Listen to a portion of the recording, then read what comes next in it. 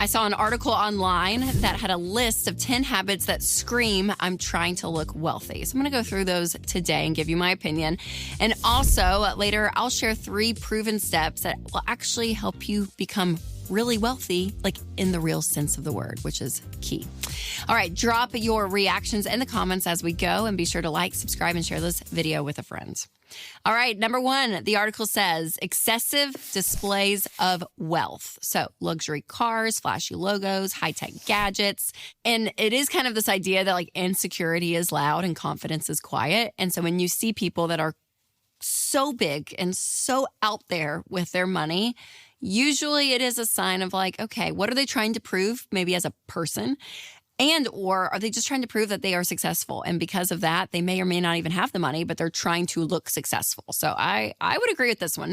Obviously, not everyone that has a nice car or luxury stuff is not wealthy, right? Some of them are, but definitely more people look more wealthy than they are in today's world. Number 2, constantly job hopping. So I thought this was an interesting point. And so what this article was implying is that, when you go job to job, you'll probably get an increase of your salary. And so you're just doing that to continue to make more money because of your lifestyle creep versus just investing in like a stable job, long term, which in today's world is like 5 years. That again, it's like that stability aspect and growing as you're growing within your job versus going job to job to get that hike. So I wouldn't have thought about this one, honestly, but I could see it because if you're needing more money like instantly because you are spending more than what you're making, this could be a short-term fix. And then long-term, it does not look great on your resume. Number 3, dependent on credit cards. So when I read this, I was like, oh my gosh, I love when people, talk about Ramsey in a sense in our content because this is what we talk about all the time. And when they agree on our stance, when they're not Ramsey people, I'm like, oh, even better. So yes, we do see this, that credit card debt is at an all-time high. I mean, it's officially reached over $1 trillion, which is crazy. Now, some people are charging the credit card to keep up with basic necessities, but we're also seeing, again, without lifestyle creep, what are those necessities? And we do find that you add in more to your life and you have to keep up with that. And sometimes your income doesn't keep up. So you end up going to credit cards, which is making the situation worse. So here's one thing, though, I am going to add to the list, not taking internet safety seriously. You guys, trust me, that's going to cost you because we are on the internet all the time, right? We do so much shopping, so much work, so much booking travel, like everything that's out there in the world is online. And so we're putting our information out there all the time, which means it is out there for people to get, to steal, and to even trade or actually make money off of your info. Some of these companies do that. And with Delete Me, they go in and remove your online information. I just got my Delete Me report recently. They come out like once a quarter, and they've saved me close to 65 hours of doing research of trying to remove my information online. You can save up to 20% on annual Delete Me plans, which ends up being around $9 a month. So you can click the link below to check them out or go to joindeleteme.com/Rachel. All right, back to the list. Number 4 is living in the moment. And I can see this because when you splurge just kind of on these quick hits, again, it may be at a small scale, but when you live on that impulse life, you may be looking great, but you're not doing things long-term that are actually going to create wealth. Things like saving for the future and investing in retirement and all of this stuff. And so when you see people that are very impulsive, again, you may think like, oh my gosh, they just may have tons of money. Like, look at them. They can just, book that trip or buy that thing and they don't have to save up.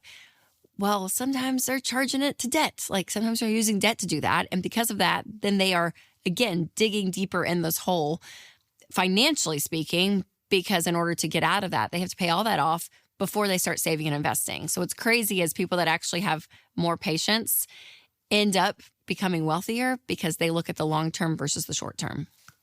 Number 5, not budgeting. So if you think that you're somebody that's like, oh yeah, I'm comfortable, I don't need a budget, like no big deal. Let me just tell you, that's not the case. So if you hear people that are saying that, again, they may try to look like, oh yeah, no big deal. I don't have to budget because I have so much money and like, it's fine. But can I tell you, even wealthy people follow a budget. That's actually what keeps them wealthy, is that they have intentionality around where their money's going. And so don't let this kind of free living feeling of like, oh yeah, it's just not a big deal. Or again, under the assumption, oh, someone must just have tons of money that they don't have to budget.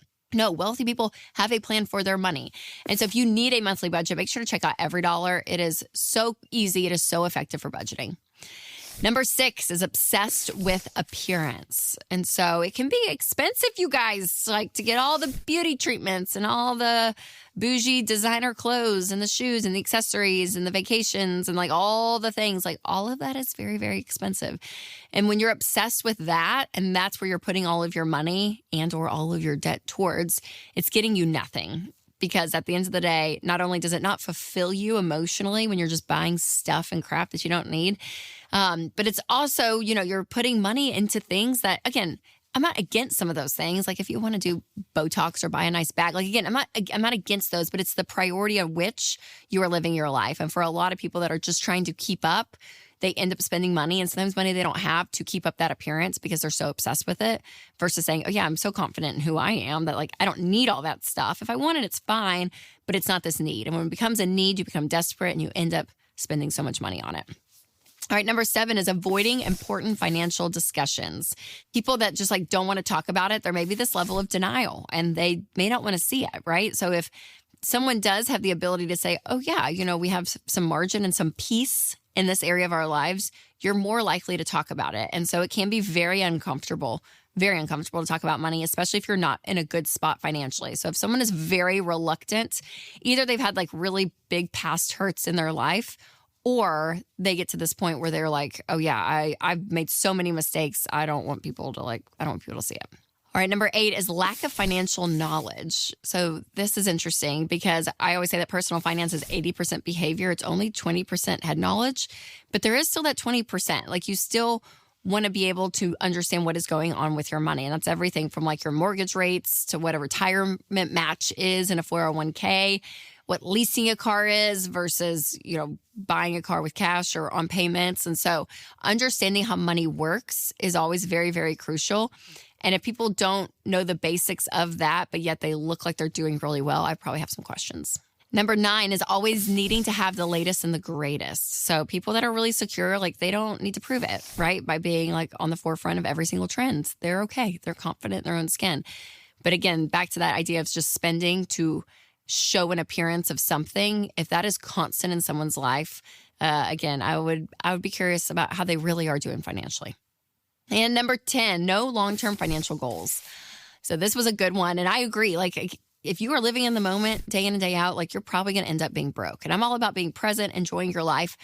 But you have to be looking out far enough of like 2 years, 5 years, 10 years. That's everything from I want to, save up for a down payment for a home. I want to help my kids with college in the next 8 years. Retirement's coming. Like when you look far out, there's wisdom in that. And so if you are not at all caring about that and you're just living in the moment, I think that's a pretty dangerous place to be financially. So all of that list, again, some I agree with, a lot of them I do agree with. Some of them I had never thought about, but I think it's a great list. But I'll give you my list of 3 to actually really help you become wealthy. Number 1 is to get out of debt. If you are using your money, your income, and instead of investing it and your money making money for you, you are making money for the bank, you're going in the wrong direction. Number 2, I would say to have an emergency fund. So when you have cash in the bank, ideally 3 to 6 months of expenses and things come up, you fall back on your money versus falling back on the bank's money. So that puts you in a good spot financially. And then number 3, start investing.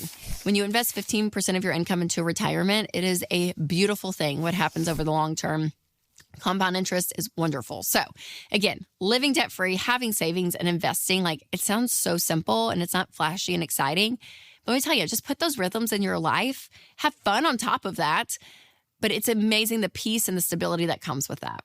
Now, if the idea of budgeting specifically sounds nice, but maybe you're a little intimidated, learn how to create your first budget in 5 simple steps in my next episode. Click here for that. Or if you're listening on podcast, I'll put a link below. All right, you guys, remember to take control of your money and create a life you love.